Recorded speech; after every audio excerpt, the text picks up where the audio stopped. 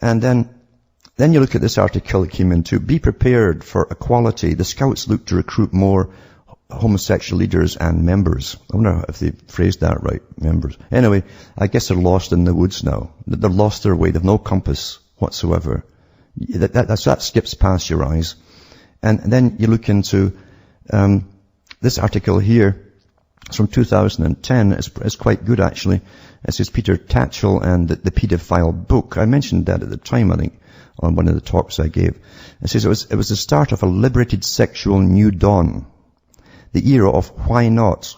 Archaic laws restricting sexual practices and relationships were going to be swept away. That was a big cry in 60s, 70s.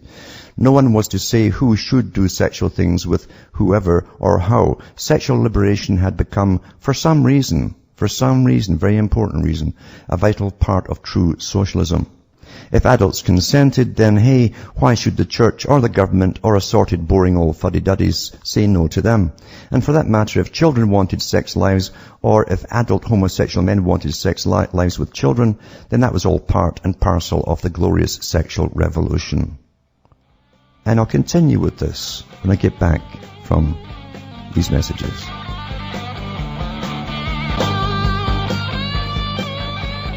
Hi, we're back, cutting through the matrix and talking about how we've all really been contaminated. The whole system's been contaminated, and people don't realize it because it's now normal. It's now normal. Anything can be made normal. Anything at all. Remember that. Anything can be made normal. And in culture. And it goes on to say this article here about this particular book. It came out. It says, talking about sexual liberation and all the rest of it. And it says, or so it seemed in 1986 when the most extraordinary book of the decade, The Betrayal of Youth, it's called, was published by CL Publications in London with the subtitle Radical Perspectives on Childhood Sexuality, Intergenerational Sex, which is pedophilia, they prefer the other term, and the Social Oppression of Children and Young People. It says The Betrayal of Youth was edited by none less than Warren Middleton, alias John Parrott, the then vice chairman of the Paedophile Information Exchange, Britain's foremost paedophile advocacy and aficionado support group. They did indeed have a lot of vice to be chairperson of. It says, a campaigning book. In a preface, Middleton acknowledged the help or support of Dr. Ken Plummer of Essex University, Dr. Brian Taylor of Sussex, Mr. John Hart of Sheffield Poly, that's Polytechnic, I guess, and Chris and Jane Hobbs. His mother and father, homosexual activist Jeffrey Weeks, Nettie Pollard of the National Campaign for Civil Liberty, now called Just Liberty, assorted activists and feminists, and a large number of PIE Executive Committee members. So it's the big wigs at the top that are pushing it. I always tell you that nothing comes from the bottom up, whereas it's from the top down. Any cultural change that's actually advocated is authorized. The book was part of a campaign to abolish all ages of consent, destroy the responsibilities of parents for their children, deny any ill effects on children of interference by pedophiles, and withal to make it easier for pedophiles to gain sexual access to children. A host of weird, sex-obsessed nutcases contributed at Middleton's invitation. Among them was militant feminist Beatrice Faust. Another was editor of the Sex Maniac's Diary, Tuppy Owens. In fact, she wrote a chapter with Tom O'Carroll, convicted of corrupting public morals, earlier by sending out a list of paedophile contacts. Labour activist Eric Presland, playwright and leading light in the Organisation for Lesbian and Gay Action, contributed to the betrayal of youth. His article was a routine denunciation of the power that adult society has over children, prefaced by a first-person account of sexual activity with children. Mr. Presland related his first paedophile experience with an Asian boy of 13 and boasted of interference with a little boy of 6. And I'll put this link, all these links up actually tonight on the website for you to look for yourself. And it also has pages from the book on this website too. There's links to pages from it, so you can look at, if any of you really care anymore. I mean, I don't know if folk even care anymore about this stuff, because they're getting, just look at the side of all the newspaper articles you bring up on your computer. Just all the other stories down your right hand side. Just look at them all, and look at the doses you've been fed in your lifetime, regardless of how old you are. It's all over the place, this kind of stuff. Deculturalization, demoralization, total contamination. then nothing can stand. Then government loves it too, socialist government. Oh, they can't take care of their children anymore. We better take care of them. The state will take care of the children. Give me your children.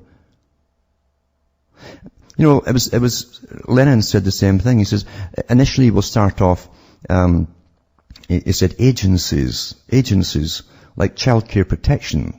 That's what he's talking about. And healthcare too, by the way. And even police. Because really, you hire the cops. He says, well, we'll start them off as services to the public. And eventually they'll become authorities over the public. How did he know all this was going to happen with such certainty? Eh? Very old plan, this. Very old plan. And all the bigwigs and the bankers too were all in on it. The real government, the world government's been here for a long time, only previously it was waging total war across the world on every culture. And then there's another one too from a French politician who was off to orgies in Morocco, little boys' orgies. And I'll put that link up as well, and that'll tie that lot together. That's just a few from today. It's not a lot actually. I could go on forever. But anyway, what I'm trying to tell you is that when you're deculturalized, demoralized, and contaminated, you can't stand together on anything. And even amongst the patriot community, it'll be just like the Spanish Civil War, where the anarchists and the communists and the Trotskyists and all the various other groups are all fighting each other rather than standing together. You don't realize, you see, there's a lot of contamination out there. The first thing you'll hear is special rights for this group or that group or whatever. That's the first thing you'll hear. Yeah. They're already contaminated. And personally, I don't think you can save a society like that. I really don't. And so did the ancients too. They should know because they had histories of even more ancient times. Probably better and truer histories than we get today. So I'll take Carlton from New York if he's on the line. Hey, Mr. White, how you doing? Not too bad. You was touching on breakdown of culture, basically the family unit, and today I just, for some reason, just happened to read the Willie Lynch letter, The Making of a Slave. I know you probably heard of that. Yeah. And of course it's easy for me to kind of grasp what you're talking about because I was raised on black history. Mm-hmm. So I just want to read like a small part from that if you don't mind. Yeah. All right. I guess I'll substitute kind of like the more politically correct speech, but we breed 2 Negro males with 2 Negro females. Then we take the Negro male away from them and keep them moving and working. Say one Negro female bears a Negro female and the other bears a Negro male, both Negro females being without influence of the Negro male, image frozen with an independent psychology. I want to underline that. Will raise their offspring into reverse positions. The one with the female offspring will teach her to be like herself, independent and negotiable.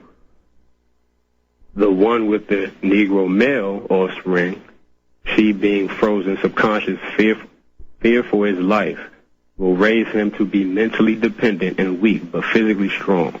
In other words, body over mind. Now, in a few years, when these 2 offspring become fertile for early reproduction, we will mate and breed them and continue the cycle. That is good, sound, and long-range comprehensive planning. And honestly, that's just like a micro of the macrocosm. So, yeah, it is. You understand that they've done that across the whole world now? Because Plato, they all quote Plato in his book, The Republic. And Plato said eventually we'd like all the women to be held in common, right? That meant that there's a free-for-all. That they wouldn't mate with anybody or stick with anybody.